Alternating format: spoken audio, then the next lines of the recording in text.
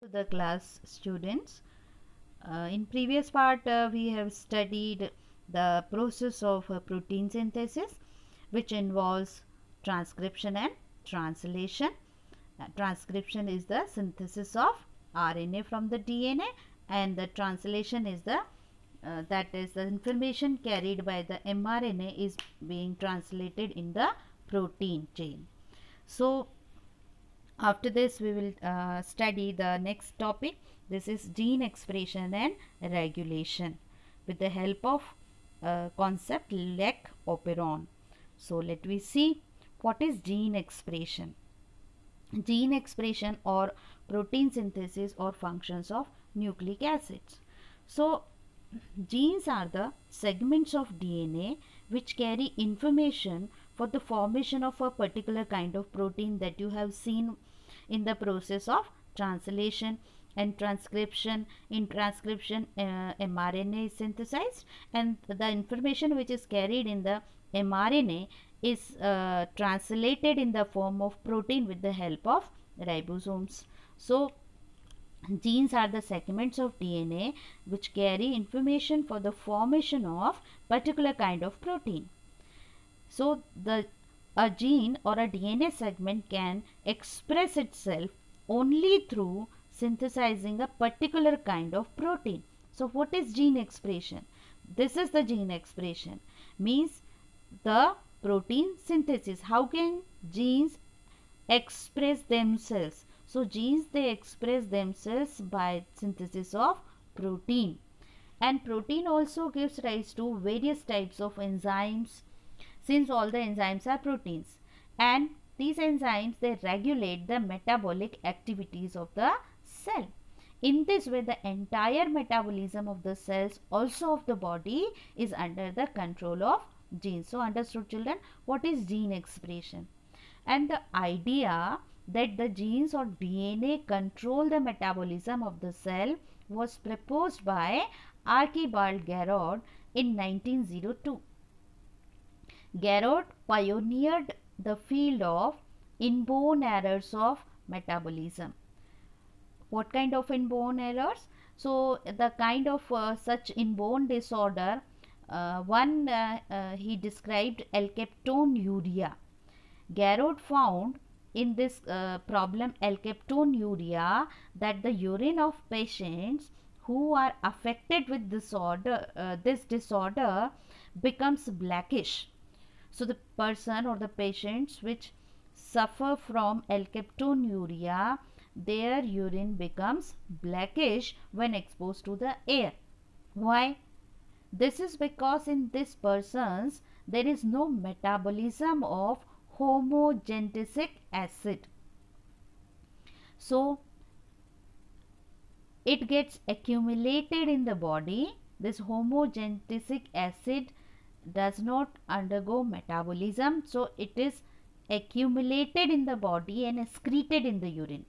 And when the urine is exposed to the air, this homogentisic acid gets oxidized, and the oxidation products are black in color. So understood, children, what is the problem? Alkaptonuria. Now, in order to know the reason of this alkaptonuria, Garrod studied the recurrence pattern of this disease in many families. And what he observed? He observed that the disease follows an autosomal recessive pattern of inheritance. You know that inheritance in humans, you have studied the different genetic disorders are there. You have studied in humans already.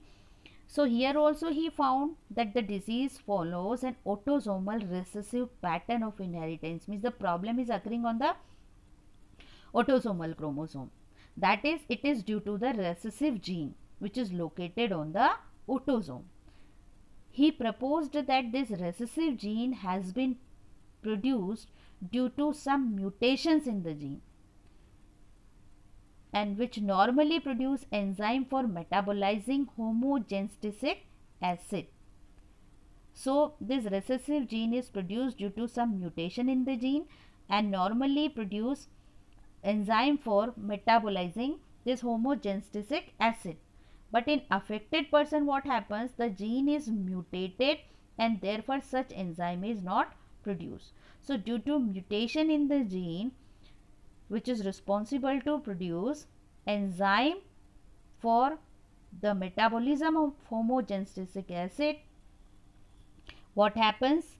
The enzyme is not produced and this homogenesic acid does not undergo metabolism and being accumulated in the body. So this concept of Garrod clearly established that the genes are responsible for controlling cellular metabolism. One more that example or experiment which proves that the genes they express in the form of protein synthesis. So the experiments of Beadle and Tatum. So this scientist Beadle and Tatum, they also established that the formation of the protein is governed by the specific genes in DNA. While working on the pink bread mold Neurospora crassa, Beadle and Tatum demonstrated that a gene expresses itself by providing message for the formation of one particular enzyme, and this enzyme then controls a metabolic reaction. In this way, genes are ultimate controller of the body metabolism. And Beadle and Tatum suggested that for each enzyme there is a gene, and they proposed one gene, one enzyme hypothesis and received a Nobel Prize in 1958 along with Lederberg. Later on, it was realized that all proteins need not be enzymes. Proteins are complex molecules, may be composed of one or more polypeptide chains. For example, hemoglobin. You have studied the structure of hemoglobin. So, hemoglobin consists of 4 polypeptide chains, alpha and beta polypeptide chains. So, the one gene, one enzyme hypothesis was soon modified as one gene, one polypeptide hypothesis. So, understood children? Some examples of the gene expression and the contribution of scientists that Garrod here established that the genes are responsible for controlling cellular metabolism, and Beadle and Tatum proposed one gene, one enzyme hypothesis. So, this is all about the gene expression. Now, we will see the regulation of gene expression. Regulation of gene expression. Students, as you know, a cell contains a complete set of genes which code for all the proteins required by the organisms. But only a few proteins are needed at a time. So, all the genes are not expressed simultaneously. That is, a cell is not always flooded with all the necessary and unnecessary proteins. Proteins are formed only when they are required by the body. So, understood children? Means all the proteins, they are not required all the time by the body or by the cell. So, proteins are synthesized as per the requirement of the body. So, by this phrase, regulation of gene expression means the induction of few genes and the suppression of others. Induction means here again the expression. So, the mechanism of protein synthesis or gene expression is highly organized and well controlled, and that is known as the regulation of gene expression. So, in today's lecture, we are going to study the regulation of gene expression in prokaryotes, in bacteria. In last section, you have studied that how genes are expressed in prokaryotes. A prokaryotic cell is also not flooded with unnecessary enzymes and proteins. And the required enzyme is synthesized only at the time of requirement. After the completion of job, the synthesis is stopped. So, here some of the terms are there in the gene regulation. I will explain you, and then we will come to the operon concept. So, in this process, we'll see that a cell must contain some switch on, means induction, and switch off, means a repression phenomenon for the gene expression or protein synthesis. Now, due to simplicity of genome in prokaryotes, this phenomenon can be understood in much better way. So, what is the meaning of this inducible and repressible regulation?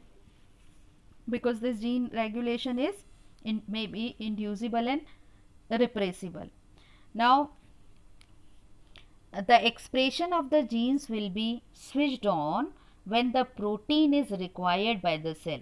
Means during this process of regulation of gene expression, we will see when the proteins are required by the cell, at that time the expression of gene will be switched on, means protein is needed, and this switching on is known as the induction. This is called induction, and the substance that causes the induction of gene is called as the inducer, and this mechanism is known as the inducible control or positive control. Means cell requires the protein. So, protein is required means genes are allowed to express themselves. So, in that case, this mechanism is known as inducible control or positive control. Now, when the requirement of the cell is over or fulfilled, now no need of that particular protein or enzyme, then the same gene will be turned off, and this is called as repression. And so some substances when they are added to the medium, they inhibit this expression of the genes, and these are known as the repressor molecules or repressors. And the mechanism involved in this repression, the mechanism involved here is known as the repression or the repressible control or negative control. So, understood children, induction and repression. These are the general terms related with the regulation of gene expression. Now, we will start that gene regulation and the expression in the prokaryotes with the help of operon concept. This expression and regulation we will understand with the help of operon concept. Here Francois Jacob and Jacques Monod, they are biochemist and Jacob was the genetist. In 1961 they proposed a operon concept to explain the mechanism of inducible and repressible regulation of gene expression in prokaryotes. And experimentally they demonstrated the regulation of gene in E. coli. And they were awarded Nobel Prize of Medicine also in 1965 along with Loewe. So, let we see what is this Lek operon concept or inducible operon concept. Now, according to the hypothesis of Jacob and Monod, any metabolic reaction in prokaryotes is regulated by a set of genes rather than a single gene, and all the components that together control a particular metabolic reaction together form an operon. So, what is operon? An operon is a group of genes that are transcribed at the same time, or operon is a DNA segment containing a few genes that together serve to regulate a metabolic reaction. Or operon is a group of genes which are present adjacently and are expressed together as a unit. So, this transcription and then translation, it is expression itself. So, here the sequential arrangement of regulatory gene, they are promoter gene, operator gene and structural gene. So, regulatory gene, promoter gene, operator gene and structural genes together in the prokaryote, they are termed as the operon concept. So, let me understand a little bit about this term. What is the meaning of regulatory gene? What is the meaning of all these genes? So, broadly in an operon, these four types of genes are there, like structural genes. What are structural genes? Structural genes that contain the message, genetic code for the formation of the particular protein. So, you can see here the three genes are shown. which are responsible to synthesize these three different enzymes. They are protein. Now we'll come to the regulatory gene. What is the meaning of regulatory gene? It regulates the transcription of a structural gene. Understood? This regulatory gene, it regulates the transcription of structural gene by forming a repressor molecule. So they form a repressor molecule, and this repressor molecule binds with the operator gene and stop the process of transcription of these structural genes. Now the next is the promoter gene. What is the role of promoter? As it is clear from the name, it promotes. So it provides promoting signal to RNA polymerase enzyme for the transcription of structural gene. So it initiates and or it promotes the synthesis of this mRNA or the transcription of these structural genes. Now we'll come to the operator genes. You can see here the operator gene.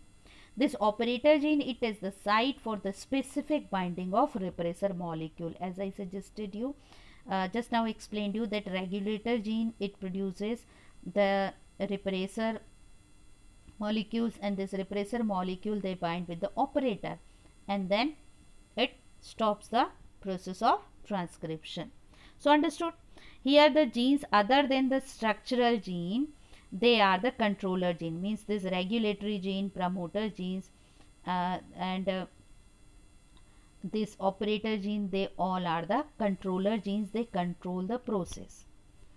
So we'll understand here this operon concept with the help of Lac-operon here in the E. coli bacteria. So let me see. The Lac-operon consists of three structural genes that I explained you, and each involved in the processing the sugar lactose. One of them, the gene for the enzyme beta galactosidase, and this enzyme needed to hydrolyze lactose into glucose and galactose. So let me see it in detail here in the E. coli.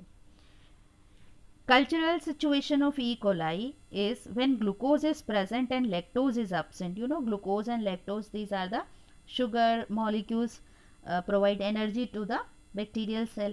So when glucose is present and lactose is absent, the E. coli does not produce beta galactosidase. Why? Because beta galactosidase is the enzyme needed to break down the lactose into its component. And when glucose is absent and lactose is present, the E. coli produce beta galactosidase. So you understood, when this beta galactoside is needed, when the lactose is present. So if lactose is present, then this enzyme will be produced, and if it is absent, then it will not be produced. So we'll see here that E. coli can use either glucose, which is a monosaccharide, or lactose, which is a disaccharide. So this E. coli can use any of the sugar in order to get the energy. But here when it uses lactose, then the lactose needs to be hydrolyzed, means its digestion or its breakdown is necessary. So lactose needs to be hydrolyzed first into glucose and galactose, and further this glucose will be utilized by the cell in order to produce the ATP. So let me see what are the different structural genes in the E. coli. So these are the structural genes, means for the production of this enzyme, or which are needed for the breakdown of lactose. So here in Lac-operon, the structural genes are there. These are the structural genes. Actually they contain the genetic information for the synthesis of protein, and these genes determine the sequence of amino acid in the mature protein. What are these genes? These are three genes, Z, Y and A, and these respectively code for the enzyme beta galactosidase. You can see here LAC-Z is responsible for the synthesis of beta galactosidase, LAC-Y for lactose permease, and LAC-A is there, which is responsible for trans-acetylase. So understood, children? These enzymes together, they control the metabolism of galactose in E. coli, and this enzyme which is produced by LEC-Z or Z gene beta galactosidase, it is responsible for the hydrolysis of glucose and galactose unit. Means it breaks down the lactose into the simplest form. Lactose is the disaccharide sugar, and this disaccharide molecule breaks down into the monosaccharide units, glucose and galactose. And here the Y gene, which codes for this lactose permease enzyme. So this permease enzyme, it increases the permeability of the cell membrane for beta galactosidase. So this is also needed in the process. And this next, the A gene is there. This codes for the enzyme trans-acetylase. So understood the role of all these enzymes. These are the structural genes which are responsible for the synthesis of these protein, which are enzymes. Now we'll come to the control genes here. What are the different control genes? 3 control genes are there: regulator, promoter and operator. So one by one we will understand the role of these enzymes in the operon concept. So regulator gene, here you can see this regulator gene is known as the R gene also. In E. coli, it is referred to as LEC-I. You can see here the I. It referred as the LEC-I because its expression is maintained by the inducer molecule. What is the inducer molecule here? Lactose, means which induce the process. So here the inducer molecule is lactose, and regulator gene leads to the formation of a protein molecule. What is the role of this LEC-I? That it produces a protein which is known as the repressor molecule, and that repressor molecule has affinity for the operator gene. So the repressor molecule produced by this LEC-I or the regulatory gene, it binds with the operator gene, and then further it stops the process of transcription. In this way it controls the process. Now we'll see the promoter gene.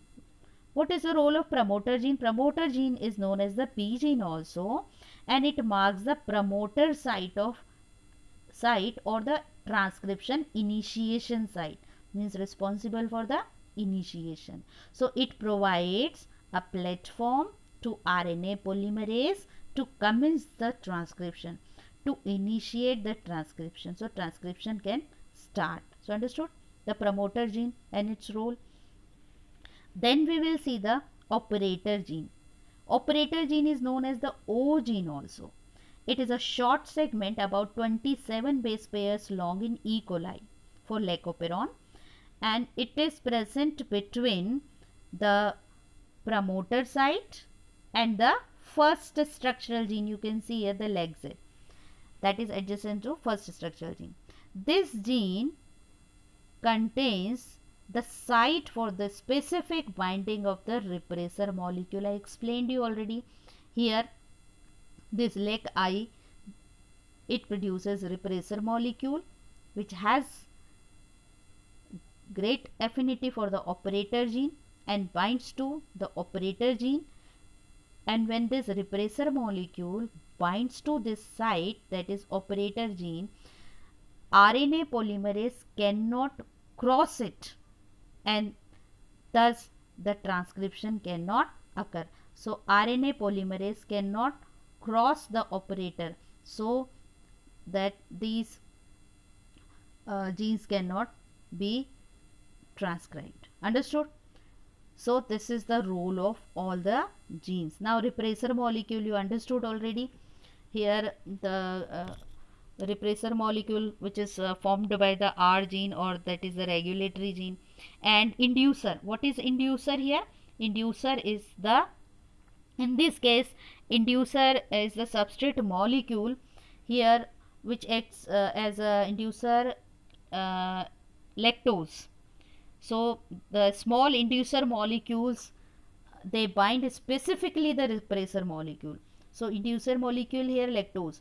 So small inducer molecules, they bind with the repressor molecule, and this binding brings out a conformational change, means brings the change in the structure in the repressor molecule.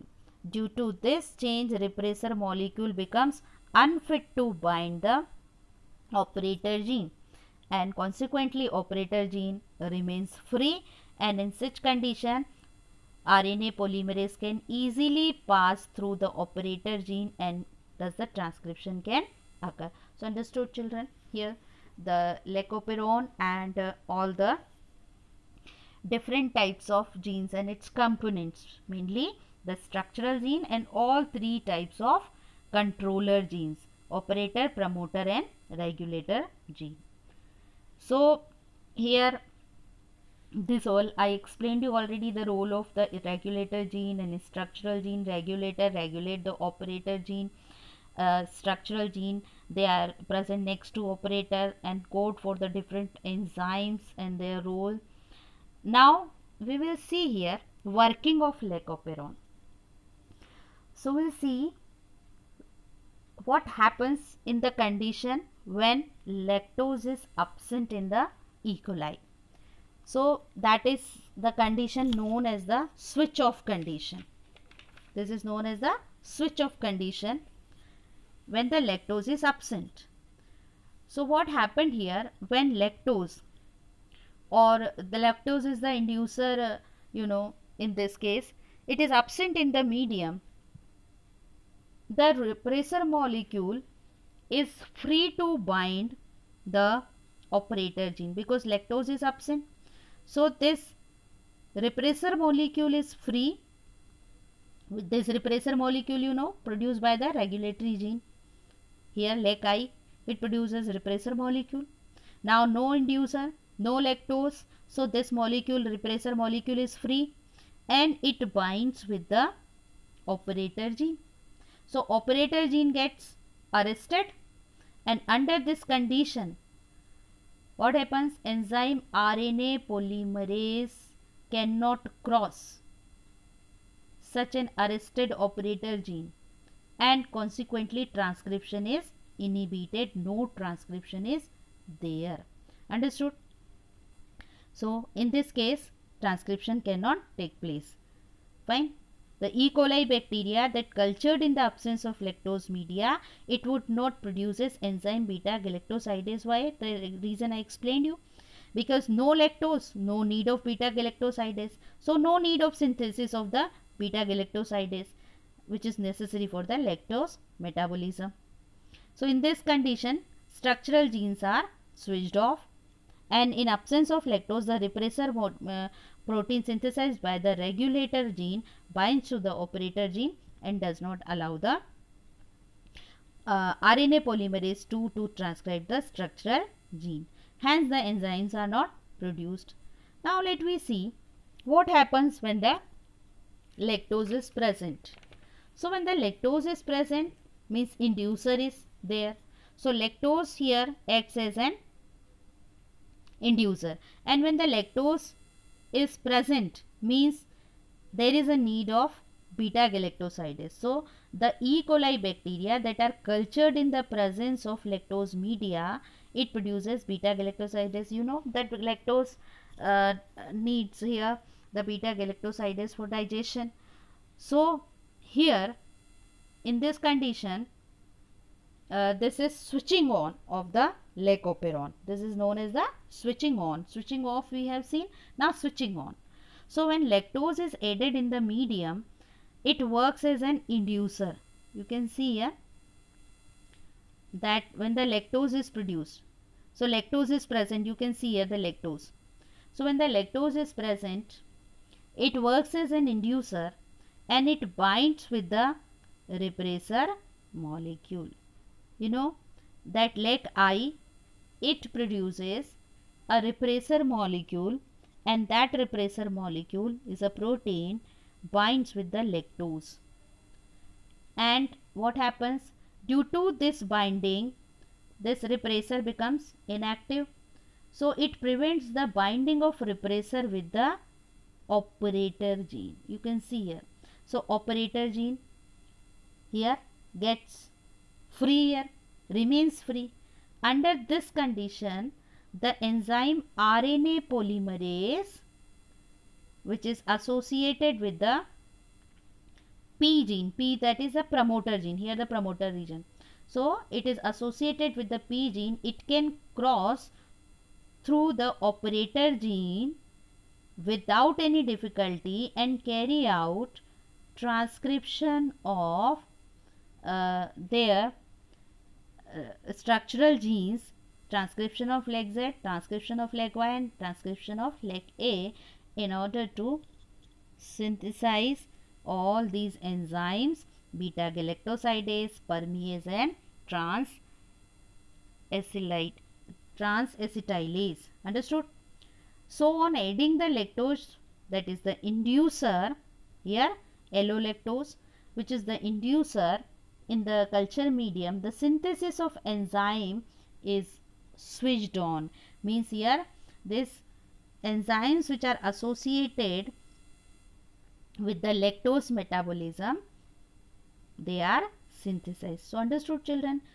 This is switching on condition. Understood? So the inactive repressor molecule does not bind to the operator gene. I explained you already, because lactose molecule binds with the repressor molecule and it forms the inactive repressor complex. So due to this conformational changes in this molecule, it does not bind with the operator gene, and RNA polymerase 2 further transcribes the structural genes to produce the enzymes. So this is switching on. So understood, children? And this concept you can explain with the help of diagrams. So practice the diagrams of switching on and switching off of the leucoperon. And the regulation of gene activity can be negative or positive. In positive control, the product of the regulatory gene stimulates the transcription of the concerned gene. For example, tryptophanoperon is there. But in negative control, the product of the regulatory gene inhibits the expression, transcription of the concerned gene, that is leucoperon. So leucoperon here the example of this negative control. The product of regulatory gene here inhibits the expression, transcription of the concerned gene. So understood, children? So this portion is over. Read the same concept from the book also and ask your doubts if you have.